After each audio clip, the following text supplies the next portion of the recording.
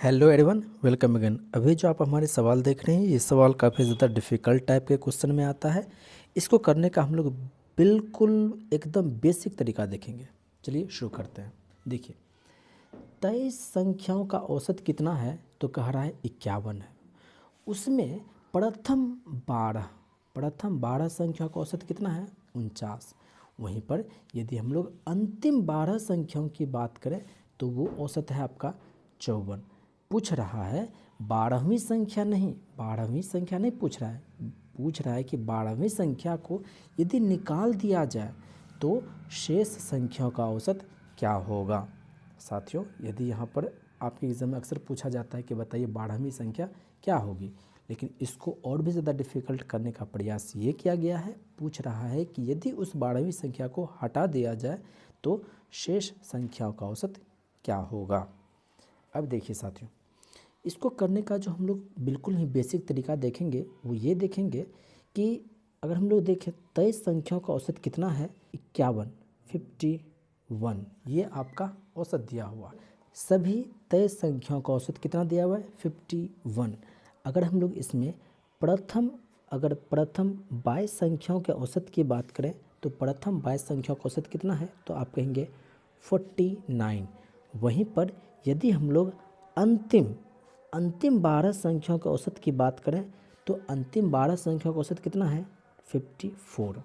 अब बात समझिएगा साथियों यहीं पर कि यदि शुरुआत का 12 संख्याएं हैं, यदि शुरुआत की 12 संख्याएं हैं तो इसके रहने से इसको कितने का नुकसान हो रहा है? इसको तो आप कहेंगे 2 का नुकसान हो रहा है। कितने आदमी लोग मिल के कर रहा है? तो आप कहेंगे 12 लोग मिल के कर रहा है। वहीं पर अंतिम के 12 संख्या रहने पर इसको फ़ायदा हो रहा है। क्यों फ़ायदा हो रहा है? क्योंकि औसत था 51 लेकिन इसका औसत कितना है? 54। कितने का फ़ायदा हो रहा है? कितने का फ़ायदा हो रहा है? 3 का फ़ायदा हो रहा है। कितने लोगों के कारण? तो 12 लोगों के कारण। तो यहाँ देखेंगे -12 दूनी 24 प्लस 12 तिया 36, यानी कि टोटल मिला के ये 12 ज़्यादा हो गया। यानी कि इसका मतलब ये हुआ कि वो जो 12वीं संख्या है, वो औसत से 12 ज़्यादा है। लेकिन यदि उस 12वीं संख्या को हटा दिया जाए, और औसत से यदि वो 12 ज़्यादा है तो उसके जाने पर जो है औसत जो है आपका कम हो जाएगा, 51 से कम हो जाएगा। तो कहेंगे यदि 12वीं संख्या को हटाया जाए तो कम होगा, लेकिन कितना कम होगा? तो जितना उसके पास एक्स्ट्रा था, एक्स्ट्रा उसके पास 12 था, वो जो है कम हो जाएगा। और वो कम क्यों होगा? क्योंकि वो जाएगा तो ले करके जाएगा 12, और वो देना पड़ेगा कितने लोगों को? तो शुरू में था 23 संख्याएं और अब जो बचा उसके जाने के बाद यानी कि 22 बचेगा। यानी कि आप आंसर से कहेंगे, यहाँ से ऑप्शन से कहेंगे कि 51 से जब भी होगा तो कम ही होगा। तो यहाँ ऑप्शन देख रहे हैं 51 से ज़्यादा है, 51 से ज़्यादा है, 51 से ज़्यादा है। एक ही ऑप्शन है जो 51 से कम है, वो है ऑप्शन ए। तो यहाँ आप आंसर कह पाएंगे 50.45। ठीक है, नेक्स्ट क्वेश्चन देखते हैं। साथियों, यहाँ पर जो नेक्स्ट क्वेश्चन देख रहे हैं ये भी इंटरेस्टिंग सवाल है, क्योंकि इसमें आप ये कैलकुलेटिव ज़्यादा हो जाता है, इसमें आपको गुणा भाग ज़्यादा करना होता है। तो इससे बचने के लिए हम आपको ऐसा तरीका बताने वाले हैं जो कि काफ़ी ज़्यादा आपको मज़ा आने वाला है। देखिए, 28 संख्याओं का औसत कितना है? तो कहेंगे 77, जिसमें पहली 14 संख्याओं का औसत कितना है? 74। और अंतिम 15 संख्याओं की औसत कितना है? 84। तो आप देख रहे हैं संख्या यहाँ 28 ही है, लेकिन प्रथम 14 संख्या यहाँ पर अंतिम 15 संख्या, तो आप कहेंगे टोटल मिलाकर के 29 ही हो रहा है। यानी कि पहली में भी 14वीं संख्या ले लिया गया है और अंतिम में भी 14वीं संख्या ले लिया गया है, और तब जाकर के ये ज़्यादा हो रहा है। और सवाल में ये कह रहा है कि हमें 14वीं संख्या नहीं चाहिए, कह रहा है कि यदि उस 14वीं संख्या को हटा दिया जाए तो शेष संख्याओं का औसत ज्ञात करें। साथियों, इस तरह से सवाल आपका काफ़ी ज़्यादा कैलकुलेटिव होता है, लेकिन आपको करने का ऐसा तरीका बताएंगे कि जो कि काफ़ी ज़्यादा आसान होगा। देखिए क्या कह रहा है कि 28 संख्याओं का औसत कितना है? तो सवाल कह रहा है कि 77। ठीक है, 28 संख्या का औसत कितना है? 77, जिसमें कि पहली 14 संख्याओं का औसत कितना है? तो कहेंगे 74 है, ये भी ठीक है। फिर कह रहा है अंतिम 15 संख्याओं का औसत कितना है? तो यहाँ सवाल में कह रहा है 84। ठीक है, 14वीं संख्या को हटाना है। अब जरा देखिए कि पहले यदि 14 संख्याएं हैं, पहले का औसत कितना है पूरे का 77, और पहले यदि 14 संख्याएं हैं तो वो 3 कम लेकर के आता है। 77 है तो इसको 77 लेके आना चाहिए था, लेकिन 74 ही लेके आ रहा है। मतलब ये 3 की कमी हो रही है, किसके वजह से? इन 14 के वजह से।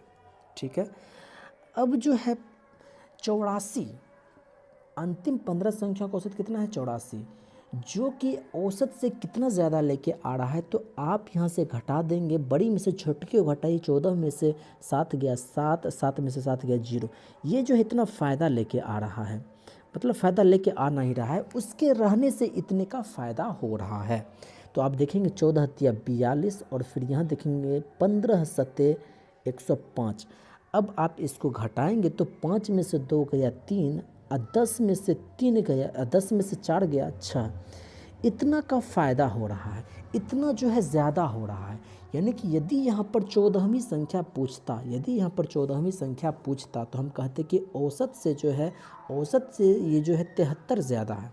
ठीक है, वो संख्या कुछ भी होता, लेकिन कह रहा है कि यदि उस संख्या को हटा दिया जाए, अब ज़रा सोचिए कि वो जो संख्या है 14वीं संख्या, वो औसत से ज़्यादा है।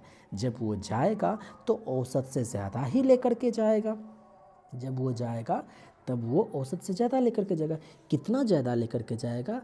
जितना 63 ज़्यादा इसी का नुकसान होगा, और इस नुकसान की भरपाई उसके जाने के बाद जो 27 शेष बचेंगे उन लोगों को करना पड़ेगा। यानी कि इस ऐसी स्थिति हो जाएगी, 27 लोगों को करना पड़ेगा। फिर 9 तिया 27, 9 सत्ते 63। आप इसको भाग करेंगे 3 से, अगर इसको काटेंगे 3 दूनी 6.1 आएगा, 3 तिया 9, 3 तिया 9। अगर आप यहाँ पर 77.233 घटाते हैं, 10 में से 3 गया, आप कहेंगे 10 में से 3 गया कितना होता है? 7, और 9 में से 3 गया कितना होता है? 6। अब फिर ये आपका हो जाता है 6, 6 में से 2 गया 4, और फिर ये 74.67। तो देखिएगा 70 से ज़्यादा नहीं होना चाहिए, 77 से कम होगा आपका आंसर, ये नहीं हो सकता। 74.67 ये रहा आपका आंसर, ये बी नंबर आपका आंसर हो जाएगा। इस तरह का सवाल काफ़ी ज़्यादा कैलकुलेटिव होता है, लेकिन आप इस तरीके से करते हैं तो इसमें आपको गुणा भाग कहीं करना ही नहीं होता, बहुत ही आसान तरीके से आपका बन भी जाता है। शुक्रिया।